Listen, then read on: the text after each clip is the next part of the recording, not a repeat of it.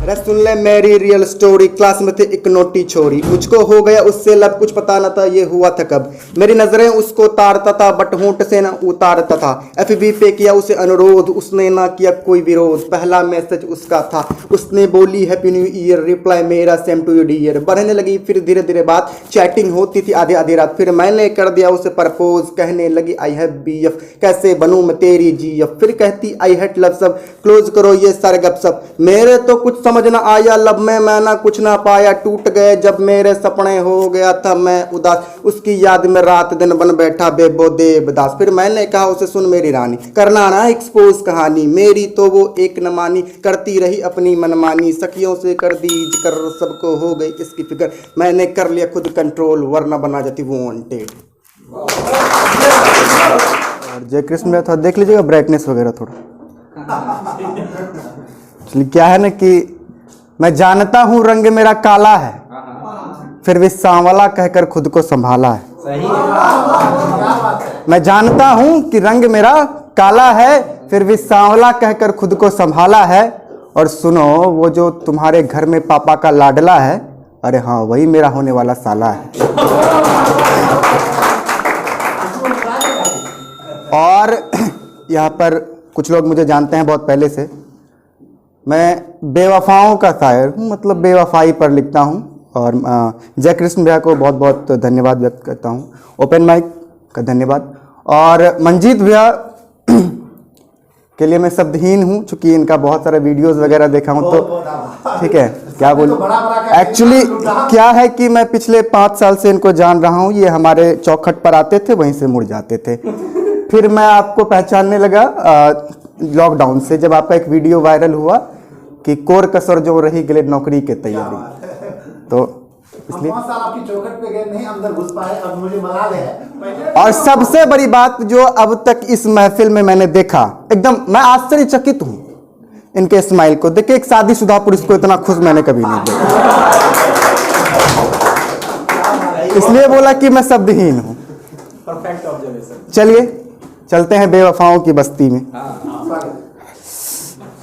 अरे सजी है महफिल तो चर्चे सबके करूंगा, अरे सजी है महफिल तो चर्चे सबके करूंगा।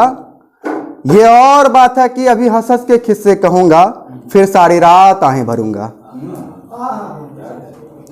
तुम कहो तो आज मैं अपने जख्मी दिल खोल जाऊं, और अपनी महफिल में बेवफा के चर्चे न करूं। अरे उसे कैसे भूल जाऊं। वाह वाह सब लोग कर सकते हैं, किसी को मना नहीं। सुना है आज भी तुझे अपने हुस्न का गुरूर है, तुम्हारी इसी वजह से गालियां देने को लफ्ज मेरा मजबूर है। सुनो आकर देखना कभी मेरी महफिल में, तुझे बेवफा कहते कहते रोशन कैसे आज मशहूर है। इतना बेवफा उसको कहे।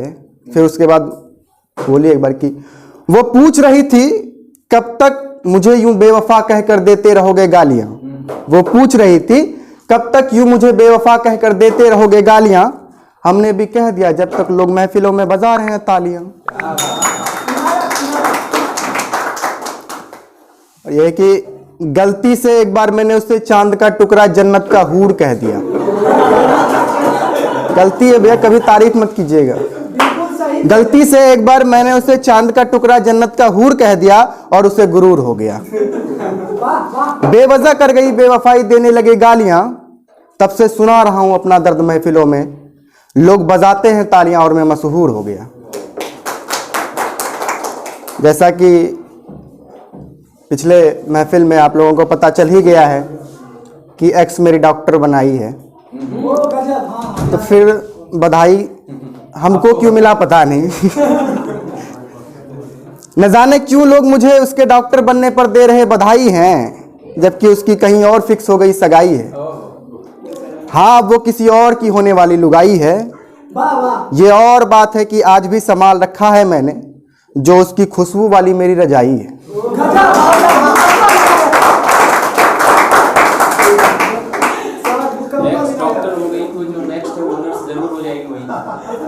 पता नहीं नेक्स्ट का तो कुछ पता नहीं।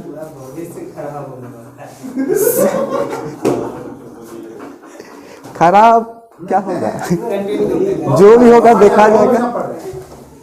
शिकायतें तो बहुत है तुमसे, कर दिया तो रूठ जाओगी। शिकायतें तो बहुत है तुमसे, कर दिया तो रूठ जाओगी। और अगर आज अपना दिल महफिल में खोल दिया, कसम खुदा कि तुम फिर से टूट जाओगी। थोड़ा सा हंसी मजाक के लिए एक बात की, अब उसके होठों का रंग काला हो गया। अब उसके होठों का रंग हो गया काला है। अब उसके होठों का रंग हो गया काला है, और ना जाने क्यों वो फिर से मेरे मोहल्ले में दिखने लगी है।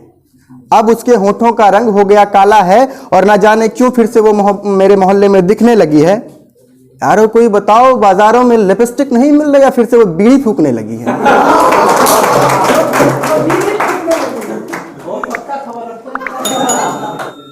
बहुत लोगों का ये होता है कि कहूँगा कि मैं न जाने क्यों 2 दिन से ज़्यादा इश्क मेरा टिकता नहीं, और कौन कहता साहब यहाँ मोहब्बत बिकता नहीं।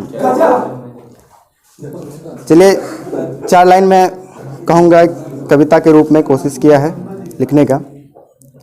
आंखें मेरी भी भरी है अश्क से, लगा के गले रोइएगा क्या। आंखें मेरी भी भरी है अश्क से, लगा कर गले रोइएगा क्या। दर्द होठों से बयां नहीं होगा, मेरी आंखों को पढ़ पाइएगा क्या। पिछले साल की बची स्वेटर इस बार पूरी सिल पाइएगा क्या। गमों की चादर हटाए नहीं हटती, एक सुबह चाय के साथ जगाइएगा क्या। वैसे तो पूरी जिंदगी खुश रहना चाहता हूं, पर चंद लम्हों के लिए मेरे दुख को बांट पाइएगा क्या। सच कहिए ना, आंखें मेरी भी भरी है अश्क से, लगाकर गले रो पाइएगा क्या। लगता है आप लोगों को मजा नहीं आ रहा है, और नहीं आ रहा है तो मुझे फर्क नहीं पड़ता, मैं तो पढ़ूंगा, बोर करूंगा। चलिए आखिरी में मैं कहूंगा कि काश उस रात तुम्हारा फोन आया ना होता। काश उस रात तुम्हारा फोन ना आया होता, काश तुम्हारी यादों ने मुझे रुलाया ना होता। काश तुम अजनबी ही होते, तो शायद अपने अश्कों से तकिए हम भिगोए ना होते।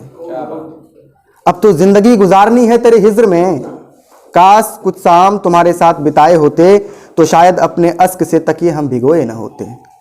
काश तुम में तुम, हम में हम ही होते, काश तुम अजनबी होते, तो शायद अपने अश्क से तकिए हम भिगोए ना होते। काश तुम भी हमारे जज्बात को समझ पाती, कुछ दिन के लिए ही सही, पर काश तुम हमारी हो पाती। काश धड़कन तेज हुई न होती देख तुम्हारी तस्वीर को, तो शायद कोस न रहा होता आज मैं अपनी तकदीर को। काश उस रात तुम्हारा फोन न आया होता, काश तुम्हारी यादों ने मुझे रुलाया ना होता, तो शायद अपने अश्कों से तकिए हम भिगोए ना होते। आखिरी में इतना कहना चाहूँगा कि यूं ही नहीं मुस्कुराता हूँ हर हाल में, गौर फरमाइएगा, कि यूं ही नहीं मुस्कुराता हूँ हर हाल में, यूं ही नहीं देता हूँ जवाब हर सवाल में।